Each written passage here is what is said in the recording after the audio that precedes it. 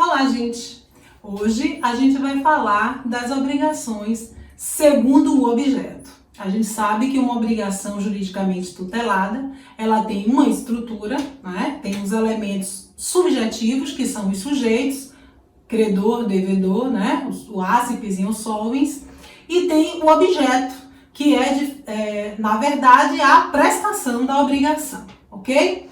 Então, nessa classificação segundo o objeto, a gente tem uma classificação que é exposta segundo a taxonomia e a gente vai começar falando das obrigações alternativas.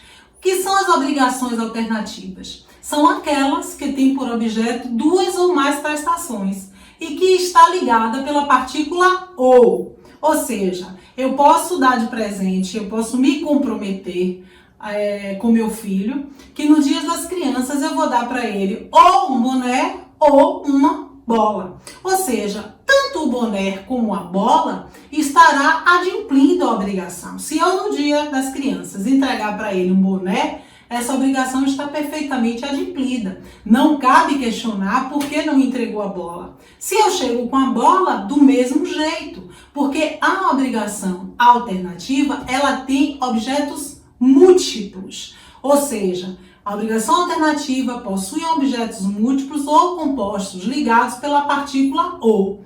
Então, ou um ou outro adimple a obrigação de uma forma perfeita. Não há que se questionar o inadimplemento se você coloca um ou outro objeto.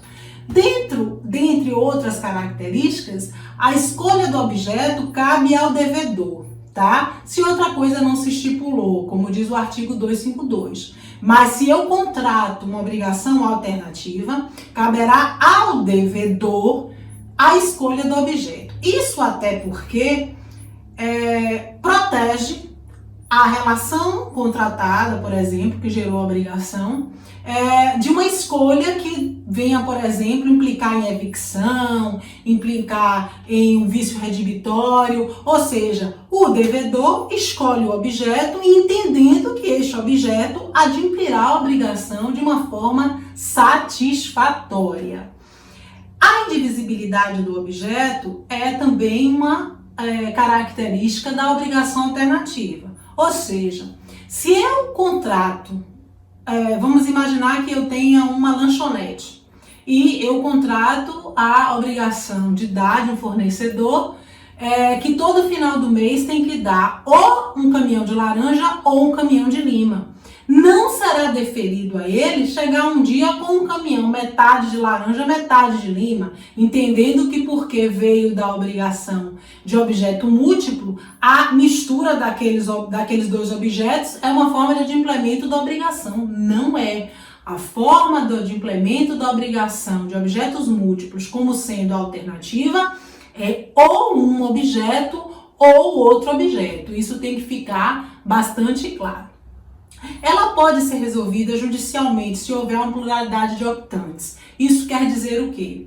Vamos imaginar que seja uma obrigação alternativa de trato sucessivo e que a depender do tempo da prestação, seja um credor ou um devedor escolhendo qual objeto que adimplirá a obrigação. Se eles não entrarem em acordo, nesse exemplo que eu dei da lanchonete, imagine que essa lanchonete vem de uma realidade societária, tem dois sócios e teve um dia que o outro disse não, a cada final do mês de abril o fornecimento é de lima, o outro não, a cada final de abril o fornecimento é de laranja. Ou seja, pode, em acontecendo uma pluralidade de optantes, ser resolvida juridicamente numa ação judicializada para ver qual objeto adimplirá a obrigação, tá?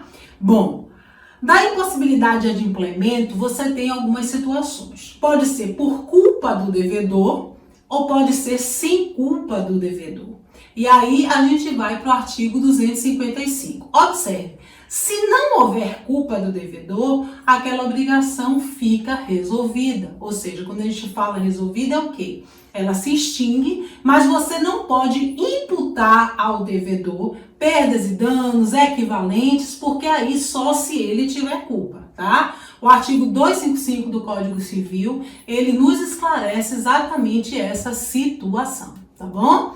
Bom, além das obrigações alternativas, a gente tem a obrigação facultativa. Veja bem que algumas pessoas confundem, mas vocês não vão confundir. A obrigação alternativa, ela está ligada pela partícula ou e é uma obrigação de objeto múltiplo. Já as obrigações facultativas, ela tem uma faculdade de substituição. Você tem realmente, numa realidade contratada, 2 ou mais objetos, mas você tem na obrigação facultativa uma faculdade de substituir. Ou seja, as obrigações facultativas são aquelas em que, havendo um único objeto, observe, tem um objeto, o devedor poderá substituir por outro previsto subsidiariamente.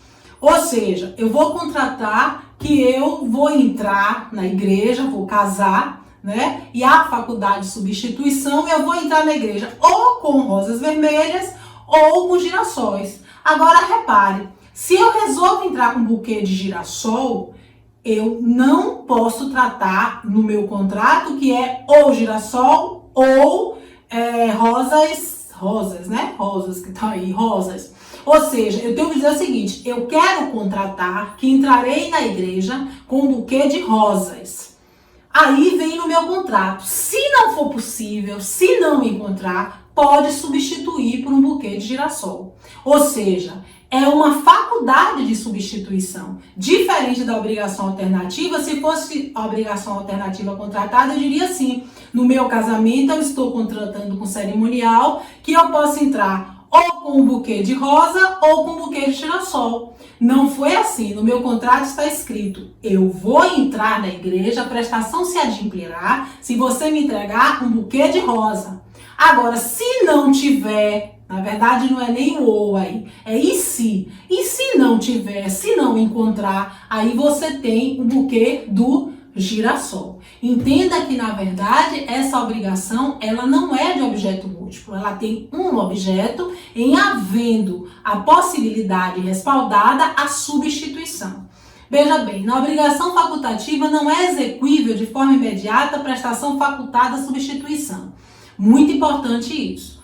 Quando você contrata e a obrigação é facultativa, você não pode cobrar de imediato o objeto que é conteúdo da possibilidade de substituição.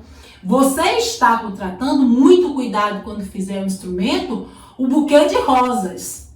Agora, não havendo, substitui pelo girassol. Então, na hora de se fazer exequível, o que é exequível, que pode ser executado, você não vai pedir o buquê de girassol. Se você tiver que levar a execução forçosa desse contrato, você vai requerer pedindo, a princípio, o objeto inicial, que seria o buquê de rosa. Ou seja, na obrigação alternativa, você tem um ou outro objeto. Na obrigação facultativa, é um objeto não existindo, não podendo, sendo impossível, um outro objeto. E agora estamos diante da obrigação cumulativa, que é uma outra classificação da obrigação segundo objeto. Existe uma pluralidade de prestações, só que nessa pluralidade de prestação, elas estão vinculadas pela partícula e, ou seja, a criança, lembra daquela alternativa que eu dei, ou a bola ou a boneca? Se for uma obrigação cumulativa, é a bola e a boneca. Ou seja, o adimplemento dessa obrigação só se cumpre com as duas prestações, a bola e a boneca. Deve ser cumprida conjuntamente. O que é que significa dizer isso? Não há que se falar na obrigação cumulativa sem um conjunto. Por exemplo, se eu contrato, inclusive a obrigação conjunta também é uma classificação segundo sujeito. A cumulativa é o seguinte, tem que ser exercido por todos juntos, se for segundo sujeito. Na cumulativa, só se adimple com o objeto. Eu gostei muito desse desenho, porque justamente coloca um conjunto, ou seja, todo mundo tem que tocar, né? E o adimplemento, no caso aí, seria o quê? De todos, da prestação de todos esses, da execução de todos esses instrumentos, ok? Bom, continuando, a gente tem a obrigação divisível e indivisível, que é uma classificação também segundo o objeto. As obrigações divisíveis permitem um cumprimento fracionado da obrigação. da prestação pode ser fracionada, ou seja, eu posso entender que na obrigação divisível pode, por exemplo, deve-se a Pedro e a João 40 mil reais. Então, 20 mil para Pedro, 20 mil para João, porque o objeto, no caso que é o dinheiro, a quantia em dinheiro, é perfeitamente passível de ser dividida. Agora, na obrigação indivisível, as obrigações só podem ser cumpridas por inteiro. Vamos imaginar, por exemplo, que eu contrate um animal, tá? Então, eu contrato um animal. Eu comprei um animal, mas várias pessoas são donas daquele animal. Vamos imaginar que se estabeleceu um condomínio. Pedro, Manuel, João, Francisco compraram uma vaquinha leiteira, né? Então, eles compraram, se imporá inevitavelmente um condomínio. O que é condomínio? Comunhão de propriedade. Com comunhão, domínio, elemento de direito de propriedade. Todos eles serão proprietários daquela vaquinha, porque ela é um objeto, essa prestação tem um objeto indivisível, ou seja, não se pode dividir. Essa indivisibilidade a gente não pode esquecer. Pode decorrer da norma, né, que é a indivisibilidade legal. Um exemplo que a gente tem muito difundido, inclusive eu acho bastante elucidativo, é o módulo rural, o menor pedaço de terra que pode ser levado a registro público, ou seja, se você comprar 1 metro quadrado, você não conseguirá fazer o registro público porque ele é bem menor do que o módulo rural. Então não é factível você fazer o registro. É uma indivisibilidade posta pela norma. Você tem indivisibilidade por convenção das partes, as pessoas resolvem e registram que não vai dividir alguma coisa que até seria possível a divisão. A gente, nessa indivisibilidade por convenção das partes, também são levados em conta motivos por ordem econômica, enfim. Quando você encontra que a prestação ela não pode ser possível de divisão, tá bom? Amores, hoje a gente falou então da classificação segundo o objeto. A gente podia crescer, inclusive, alguns civilistas incluem, que é a obrigação líquida e ilíquida. A líquida é aquela que você já tem uma mensuração. Por exemplo, se eu disser hoje que João deve a Pedro um salário mínimo, isso é líquido, a gente sabe quanto é um salário mínimo. Mas se eu disser que João deve a Pedro um salário mínimo vigente no próximo ano, a gente não sabe quanto é ainda, então a gente não tem aferição, essa obrigação ainda seria ilíquida. É só um adendo, porque alguns autores trazem e eu achei por bem trazer para vocês. Amores, muito obrigada, como está dito, inscreva-se no canal, ative as notificações, curtam o vídeo, porque eu quero ainda fazer muito vídeo para vocês antes da prova dar uma olhadinha, para ver o que é que esqueceu. Se já fez a matéria há muito tempo, dá uma olhadinha para recordar, mas o importante é que a gente continue levando para vocês na hora que vocês quiserem, porque a aula está lá gravada, na hora que eu quiser eu vou, assisto a aula e lembro de um pontinho a mais do meu curso de Direito Civil, tá bom? Beijo, gente, obrigada e até o próximo vídeo.